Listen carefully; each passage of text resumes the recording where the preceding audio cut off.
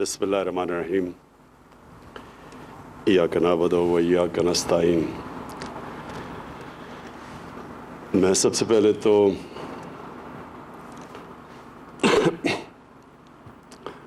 عامر آپ کو اور سی ڈی اے کو اس پروجیکٹ کی شروع کرنے کی آپ کو خراج تحسین پیش کرتا ہوں، کیونکہ یہ پرانا پروجیکٹ ہے، بڑی دیر سے اس کے اوپر پلان بنا ہوا تھا، لیکن یہ پروجیکٹ آگے نہیں بڑھ رہا تھا۔ جو ہمارے خاص طور پہ اسلام آباد میں رہنے والے لوگ ہیں، میں ان کو پہلے ایک چیز یہ بتانا چاہتا ہوں کہ اسلام آباد میں یہ کیوں ضرورت ہے ہمیں اب انفراسٹرکچر کو ٹھیک کرنے کی، سڑکیں بنانے کی۔ پچھلے 20 سال میں اسلام آباد کی آبادی 1.5 گنا زیادہ بڑھی ہے۔ یعنی اگر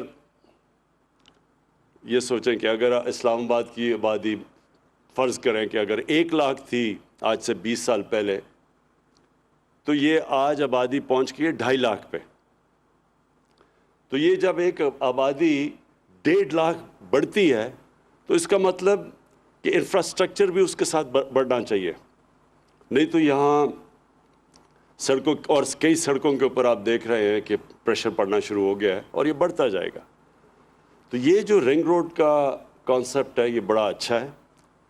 یہ ہر دنیا کے شہروں میں رنگ روڈ ہوتے ہیں، کیونکہ ہیوی ٹریفک کو وہ شہر سے باہر نکالنے کی کوشش کرتے ہیں، کیونکہ ہیوی ٹریفک جب چلتا ہے تو اس کے بڑے پرابلمس شہر کے اندر ہوتے ہیں۔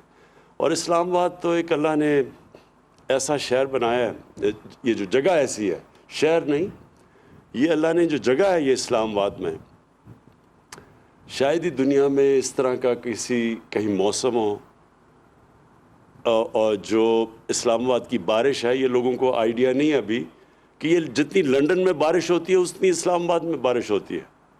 یہ لوگوں کو اس کا اندازہ نہیں ہے۔ یہ اور بات ہے کہ ہمارے زیادہ تر بارش آتی ہے برسات میں، لیکن یہ جو شہر ہے اس کی خوبصورتی، کیونکہ ہمالیہ کی پہاڑیاں یہاں سے شروع ہو جاتی ہیں، مرغلہ ساتھ ہے، جو اس کے جو موسم ہے اس میں گرمی کم پڑتی ہے، اس کے موسم زیادہ ہیں، اس میں ہرا بہت ہے اسلام آباد۔ تو اس لیے مجھے یہ بھی ہے کہ اسلام آباد کے لوگ خاص طور پہ فکر کرتے ہیں ماحولیات کی، انوائرمنٹ کی، کہ جب بھی آپ کچھ کریں تو ماحولیات کو پروٹیکٹ کیا جائے۔ تو میں پہلے تو یہ ساروں کو اس چیز کا یقین دلوانا چاہتا ہوں کہ اگر پاکستان کی تاریخ میں کوئی بھی حکومت اپنی ماحولیات کی فکر کرتی ہے اور کسی نے کی ہے تو وہ یہ موجودہ حکومت ہے۔ آج تک یہاں درخت کٹے ہی ہیں، کسی نے درخت لگائے نہیں ہیں۔ میں نے انہیں کہا کہ ہمیں بتائیں کہ اب تک جب سے پاکستان بنا ہم نے کتنے درخت لگائے، تو پتہ چلا کہ صرف ہم نے 60 کروڑ درخت لگائے ہیں پاکستان جب سے بنا ہے۔ اور جو انگریزوں کے بنائے ہوئے جنگلات تھے، بڑے جنگل تھے، یہ چھانگا مانگا یا میاں والی میں کندیاں، بہت بڑا جنگل تھا کندیا میں، پھر چیچا وطنی، دیپال پور، یہاں بڑے جنگل انگریزوں نے بنائے ہوئے تھے، خاص اگائے تھے۔ لیکن افسوس سے کہنا پڑتا ہے کہ ان سب کو ہمارے جب سے پاکستان بنا یہ سارے جنگل بجائے اور ہمیں جنگلوں کے لیے جگہ بناتے اور جنگل اگاتے، انہی جنگلوں کو ہم نے ختم کر دیا۔ ایک 80% چھانگا مانگا میں جو پرانے درخت تھے وہ سب کاٹ دیے، کندیاں کا سارا جنگل ہی غائب ہو گیا جو ہمیں یاد ہے بچپن سے۔ ہم نے بڑا ظلم کیا اپنے ملک کے ساتھ، اور اب بدقسمتی سے اس کے بڑے اثرات ہیں اس ملک کی آنے والی جو ہماری جنریشن ہے، جو ہماری نسلیں ہیں۔ یہ جو ہم نے جنگلات کے جو کاٹے ہیں اپنے ملک میں، اس کے سب سے بڑا اثر، اور اگائے نہیں جنگل، اس کا سب سے بڑا اثر پڑے گا موسم کے اوپر، موسم کی تبدیلی، کلائمیٹ چینج، جو دنیا کے اندر اس وقت ایک خوف آ گیا دنیا کو کہ موسم بدلتا جا رہا ہے، کیونکہ دنیا کے اندر گرمی بڑھتی جا رہی ہے، اور گرمی بڑھنے سے جو موسم ہے اس کے آگے بڑے اثرات پڑیں گے ہمارے ملک میں، خاص طور پہ کہ پانی کی کمی ہوگی. یہ جو ہمارے پانی آتا ہے زیادہ تر تو ہمارے گلیشیئرز، پہاڑوں میں جو گلیشیئرز ہیں ان سے آتا ہے. تو جیسے جیسے وہ گلیشیئرز پگھلیں گے، موسم گرم ہوگا، تو آگے جا کے ہمیں بہت پانی کے مسئلے آنے والے ہیں. ویسے بھی پاکستان میں پانی کے مسئلے ہیں. ہمارے پاس مصر کے بعد ہم دوسرا ملک ہے جدھر سب سے کم پانی اویلیبل ہے. ہندوستان میں دگنا پانی ہے ہمارے سے. تو اس لیے اگر یہ ہم نے ابھی سے اپنی ماحولیات کا نہ خیال رکھا تو اس کا آگے آنے والی نسلوں کے اوپر بڑے برے ان کے حالات ہوں گے. لہٰذا جو بھی ہم کر رہے ہیں، ہم سب سے زیادہ زور لگاتے ہیں کہ ہماری جو انوائرمنٹ ہے، ہمارا جو اب گرین کور ہے، جو درخت ہیں، ان کو کم سے کم ڈیمیج ہو، اور اگر ہم کوئی درخت کاٹیں بھی تو اس کو پوری طرح ریپلیس کریں. تو یہ جو میں پہلے یہ بتا دوں کہ میں نے سی ڈی اے چیئرمین سے پوری بریفنگ لی. کوئی ایک یہ خدشہ تھا کہ یہ جو نیا رنگ روڈ بن رہا ہے یہ مرغلہ پارک کے بیچ میں سے جا رہا ہے. یہ بالکل غلط ہے. میں نے ساری الائنمنٹ اس کی دیکھی ہے، اس میں کوئی یہ جو، بلکہ اس سے انشاءاللہ ہمارا یہ جو مرغلہ کی نیشنل پارک ہے یہ بچے گی. اور یہ بچے گی کیسے؟ کیونکہ یہ اب یہ جو سڑک ہوگی ایک قسم کی دیوار بن جائے گی کہ اس کے پارک کے اوپر کوئی کسی قسم کی انکروچمنٹ نہ ہو. افسوس سے مجھے کہنا پڑتا ہے کہ ہمارے ہر ایریاز کے اندر جو ہمارے پارکس ہیں ان میں بڑی تیزی سے انکروچمنٹ ہوئی ہے پچھلے 20 سال میں. تو یہ ایک دفعہ یہ جب سڑک بن جائے گی تو یہ ساری جو نیشنل پارک ہے اس کی اس طرف رہ جائے گی، وہ بچ جائے گی.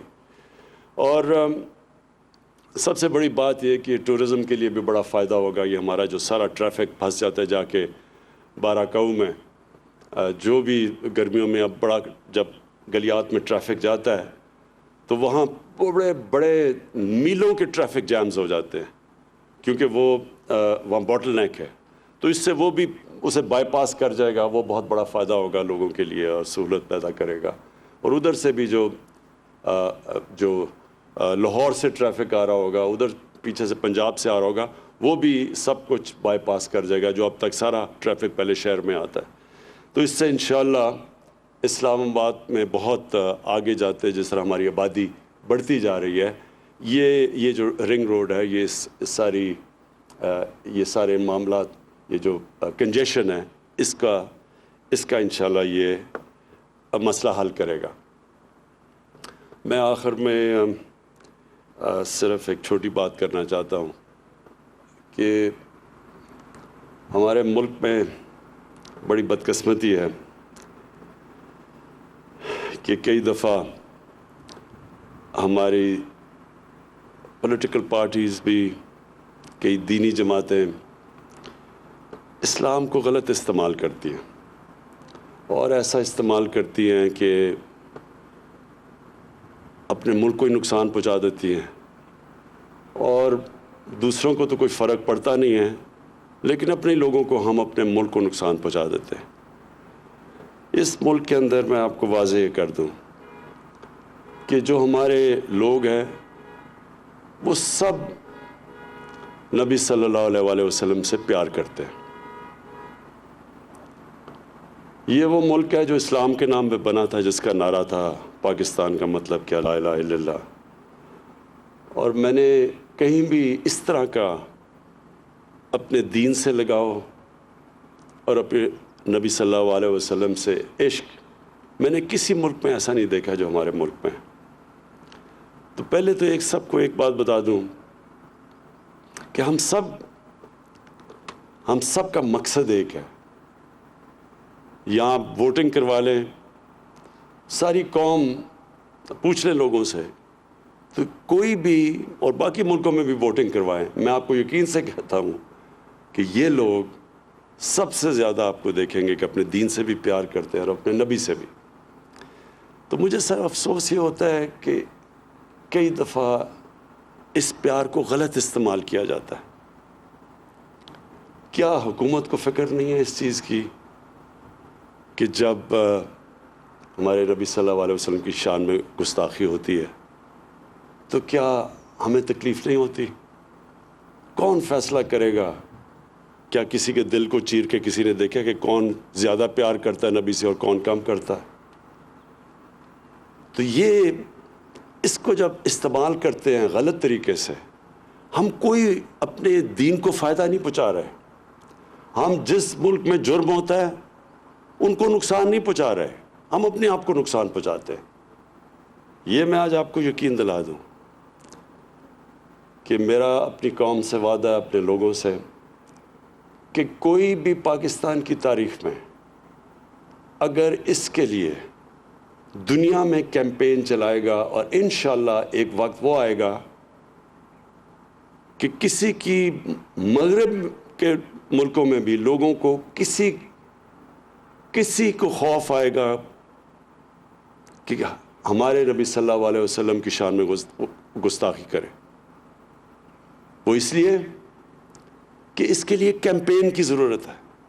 ہم اپنے یہ ملک میں مظاہرے کر کے توڑ پھوڑ کر کے کوئی فرق نہیں پڑے گا مغرب کے اندر جدھر یہ گستاخی ہوتی ہے، ان کو کوئی نقصان نہیں پہنچ رہا، اپنے آپ کو کر رہے ہیں. لیکن جو کیمپین میں چلاؤں گا، اور انشاءاللہ شروع کر دیا میں نے کیمپین، مسلمان ملکوں کو ساتھ ملا کے، ہیڈز آف سٹیٹ جو مسلمان ملکوں کے سربراہ ہیں ان کو ساتھ ملا کے، ان کے ساتھ پر ہم پوری طرح اپنا کیس پریزنٹ کریں گے، اور کر رہے ہیں یونائٹڈ نیشنز میں، یورپین یونین میں. اس طرح اس پریشر کی وجہ سے یہ جو بار بار ہمیں تکلیف دی جاتی ہے کہ کسی مغرب ملک میں ہمارے نبی صلی اللہ علیہ وسلم کی بے حرمتی کی جاتی ہے، ہمیں یہاں تکلیف ہوتی ہے، ان کو کوئی فرق نہیں پڑتا. لیکن جب ہم ایک کیمپین کریں گے سب دنیا کے مسلمان ملکوں کو اکٹھا کر کے، ہیڈز آف سٹیٹ کو، جو میں نے خط بھی لکھا ہے سب کو، اس سے یہ فرق پڑے گا، تب یہ جا کے تبدیلی آئے گی مغرب میں. نہیں تو ہم اپنے ملک میں توڑ پھوڑ کرتے رہیں گے، وہاں تو کوئی فرق نہیں پڑے گا کسی کو، بلکہ وہاں ہر تھوڑی دیر کے بعد کوئی نہ کوئی یہ فتنہ کر دیتا ہے، نقصان ہم اپنا کر لیتے ہیں.